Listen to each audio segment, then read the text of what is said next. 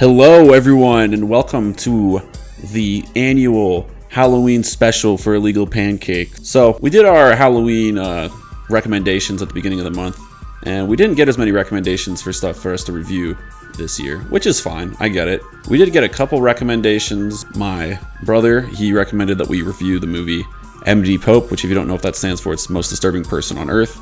That movie's illegal to watch, so we're not going to talk about it, but here's a short clip of someone else reviewing it. You can watch his video. Can beat the out of it even more. These people are fucking just absurd. It's just crazy. People are crazy. The other two things Greg recommended to us were the film Lights Out, which I did not check out because, I don't know, just lost track of time, but I did listen to his other recommendation, which was the Halloween 2018 soundtrack. I'm not usually a fan of movie soundtracks because you kind of, like, to me, it's one of those things where you kind of have to watch the movie to get the most effect out of them, but I don't know, there are a couple tracks I enjoyed. The Halloween theme's always a good one. Two other tracks that I enjoyed were The Shape Burns and then another one called The Grind, which sounds surprisingly a lot like the track Life from the Quake OST. Speaking of Quake and the Halloween soundtrack, one of the songs actually uses the sound file for the Lost Soul screaming.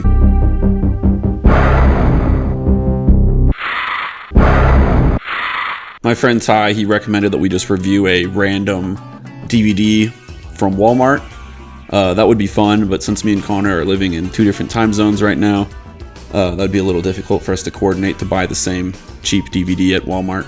Instead, we decided we're going to do something that we've been talking about doing for years. This has been a video we've had on the back burner for a long time. About doing a special over the new Star Wars. Yeah.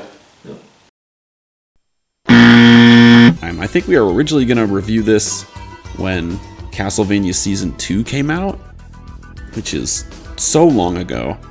But we're going to review a episode of a TV show from the 80s called Captain N, because it's about Castlevania, and Castlevania is a big part of this channel, and it's Halloween, so let's do it. Captain N was an NBC Saturday morning cartoon from the late 80s, early 90s, ran from 89 to 91, so only 3 seasons.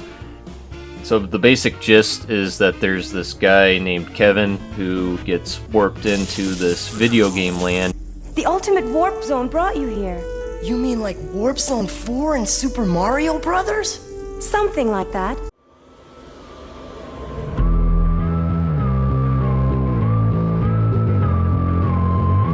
Which mostly consists of different worlds and stuff based on Nintendo properties. Well, Nintendo and a couple third-party properties. So he's part of what's called the N Team, which also includes Simon Belmont, Mega Man, Kid Icarus, this original character named Princess Lana. And with the exception of Princess Lana, all of those characters are in Super Smash Bros., which is just, that's kind of cool. Well, except Captain N, which is really weird.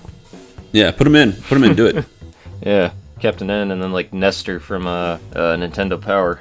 The episode we're going to talk about today doesn't really like include any of those other characters besides, you know, Captain N himself and then Simon Belmont, from the 3rd season, and it's called Return to Castlevania. So the episode, it's pretty simple stuff. You have Simon Belmont, but he's not your dad's Simon Belmont, let me tell you that. Instead of looking like a big blonde knight with gold armor, he looks more like someone that would go and climb Mount Everest in like the 70s.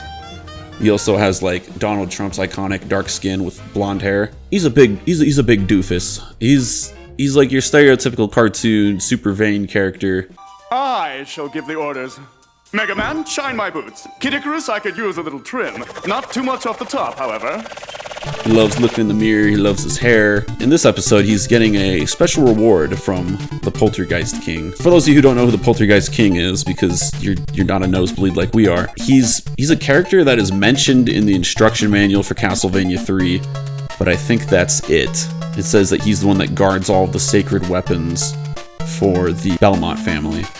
Apparently, he's not mentioned at all in the Japanese version. The Poltergeist King, he gets pissed off at Simon and kicks him out, and Simon's pretty upset about that, but it turns out the Poltergeist King was secretly Dracula. How he appears in this episode is kind of like, you know, your stereotypical Bela Lugosi vampire count. Yeah, I think he looks a lot like the Dracula face you see on like the box art for the first Castlevania. Yeah, like, yeah. Complete with the blue skin. But yeah, like he looks about what you'd expect, I would say, because I mean they didn't really like. They didn't play the games. I should make that clear that the people who made this show, despite it using a ton of different licensed video games, they didn't actually really play the video games. They just probably read the instruction manual and said, yeah, that sounds good. Yeah. Popular video game franchise out there. Oh, the Super Mario Brothers? That's not how it's pronounced. It might be. He's actually played by Gary Chalk, aka the second best Optimus Prime. And then he has Igor as his assistant, but instead of being like a little hunchback like Igor is and everything, he's like a little demon that always complains about stuff. Just kind of weird, because Igor, he's a hunchback in the original Castlevania. You fight him alongside Frankenstein's monster. Count Dracula's having his own problems because his son Alucard is being a little rambunctious. Now this is by far the most interesting depiction I've ever seen of Alucard, because he's just the most dated super 80s California boy ever. He's got bat sunglasses, a bat skateboard, and a bat radio. It puts Batman to shame. Yeah. And he's got this stupid bro act, like surfer dude accent. Yo, Pops! Check out my new bat flip! He's actually played by Ian James Corlett, aka the first person that plays Goku. That this Goku is the OG Goku in English. And after I said bye-bye, every Goku after was trying to sound like me.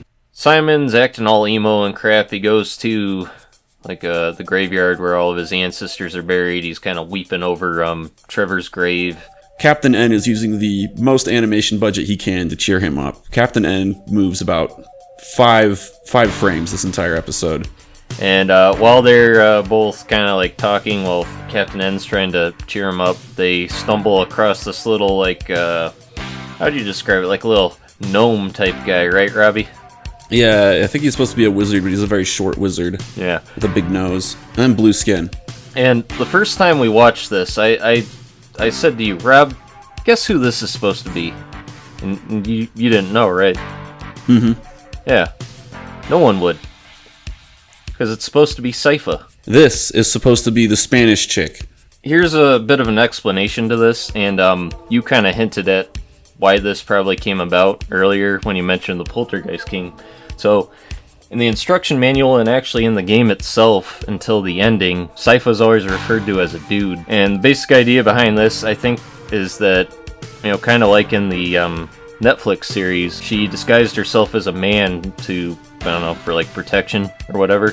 Apparently, they just went with that in this animated show. They didn't beat the game, so they didn't know that she was supposed to be a girl. So, yeah. In this, Sypha's just a dude. Yep. And he's a pretty pathetic dude too. He says that he fought Dracula with Trevor, but his spells are all terrible. He teleports them into some underground cave, I think, to go save someone or something. And this is where they get attacked by Dracula, and Alucard goes in and he saves them. So I'm like, wow, this is cool. You got Alucard, you got Sypha. The gang is all here except for Grant, because you just can't put Grant in anything for some reason. Eventually, Alucard takes them to Dracula's castle so they can defeat him. It's revealed that Alucard actually was working with Dracula and that he set him up. You're the one who's gonna need help, sucker. See? We never should have trusted that son of a c***. Fortunately, Dracula kind of sucks. Dracula summons some mummies to fight them, and this is one of the things that pisses me off in all cartoons, and I've hated this ever since I was a kid. So when the mummies come out of their sarcophaguses, you can see that there's like rotten zombie flesh underneath the wraps. And yet the way they defeat them is they just grab the mummy wrapping and just untie it, and because of that they just disappear. It's not how mummies work. And it's like one thing if like it's a cartoon and like there's just a black slit with eyeballs, but those mummies had flesh. There should be like naked rotting corpses after them now. Yeah, they just pretty much throw Dracula and Alucard back into their coffins or whatever. So at the end, it turns out that the Poltergeist King, the real one, is back, and he gives Simon Belmont nice reward. And Simon Belmont is talking about how great it is, and Captain N is just like, yeah, I wish he would shut up, because that's the kind of spell I would like. And then Sypha covers him up with the mummy wraps, and they're like, haha, What a funny joke. So anyways, they did a very funny joke to Simon at the end, and that's what he gets for being such a douchebag. Overall, this is easily the worst Castlevania cartoon I've ever seen. At least Simon's using a whip, I guess. Is there anything in this iteration that you like better than the Netflix version? No, not really. All right, I'm gonna have to give this cartoon a solid 1 out of 5. Don't watch it.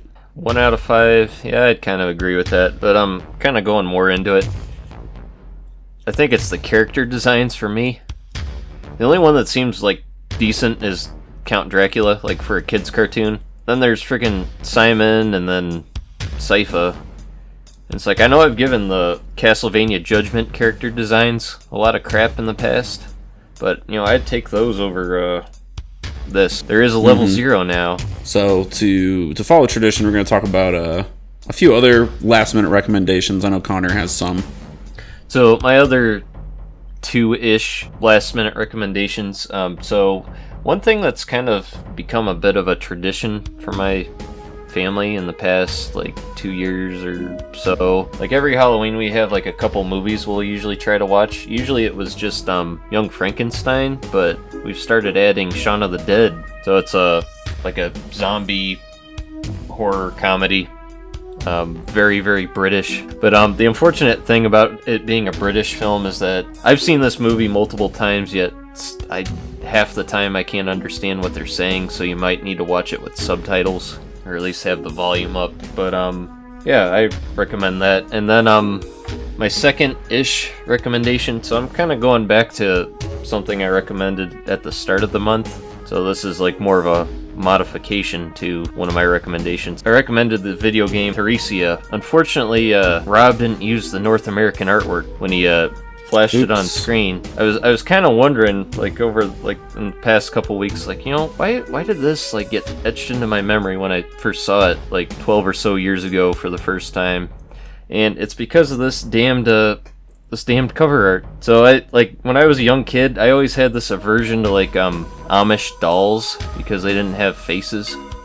And one of the things with the artwork that they do in this game is that none of the people appear with eyes. Like, they don't draw eyes on people. And 2 of the characters, like right on the cover art for the North American version, no eyes. It's like, wow, that is creepy as shit. So my recommendation, look at that cover art. It's a bunch of nope. I don't like it.